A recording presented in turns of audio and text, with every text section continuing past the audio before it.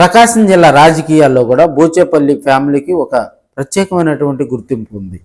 వారు ఏది మాట్లాడినా కూడా ఒక అర్థవంతమైనటువంటి వ్యాఖ్యలనే వాళ్ళు మాట్లాడతారు. ఈ మధ్య పార్టీ కార్యాలయంలో జరిగినటువంటి క్రిస్మస్ వేడుకల్లో కూడా బూచేపల్లి వెంకయ్యమ్మ గారు ఇక్కడ ఒంగోలు నియోజకవర్గ సమన్వయకర్తగా ఉన్నటువంటి చుండూరు రవిబాబు గారి మీద కూడా ఆసక్తికరమైనటువంటి వ్యాఖ్యలు చేయడం జరిగింది. తన పిల్లలతో పాటుగానే చిన్నప్పటి నుంచి కూడా చుండూరు రవిబాబు గారిని దగ్గరగా చూడటం జరిగిందని, వాళ్ళతో పాటే పెరిగాడని కూడా ఆమె చెప్పటం కూడా కొంత ఆశ్చర్యాన్ని కలిగించింది. అదేవిధంగా చుండూరు రవిబాబు గారి మీద ఆమెకున్నటువంటి అభిమానం కూడా ఆ మీటింగ్ లో కూడా బహిర్గతం చేసింది. మన ఒంగోలులో ఎవరైతే బాగుంటుంది ఇన్ఛార్జి గాని చాలా మందిని అడిగి తెలుసుకొని మన బూచేపల్లి శివప్రసాద్ రెడ్డి, మనకి చుండూరు రవి అయితే బాగుంటుంది, అందరితో కలిసిపోయేవాడు చుండూరు రవి.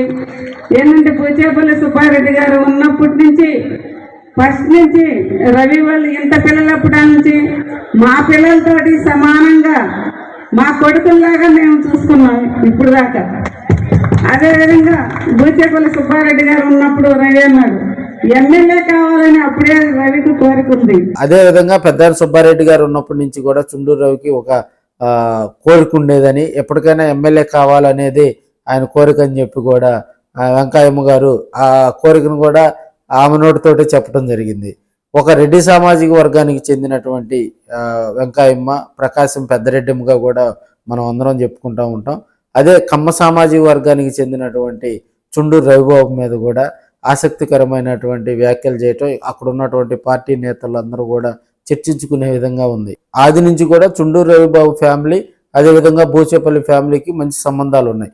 సో ఒక కమ్మ నేతను అదేవిధంగా రెడ్డి సామాజిక వర్గానికి సంబంధించినటువంటి నేతలు దగ్గరగా చేర్చుకున్నారంటే అది ఆయనకు రాబోయే రోజుల్లో కూడా ఫ్యూచర్ పాలిటిక్స్లో కూడా ఆయనకు ఒక ప్రత్యేకమైనటువంటి గుర్తింపు వచ్చే అవకాశాలు ఉన్నాయి. ఎందుకంటే రెడ్డి సామాజిక వర్గం ఇటు కమ్మ సామాజిక వర్గం ఇరువురు కూడా కలిసి ప్రయాణం చేసేటువంటి మన ఆంధ్రప్రదేశ్ రాష్ట్రంలో చాలా తక్కువ, అవి కూడా మనం వేళ్ల మీద లెక్కించవచ్చు.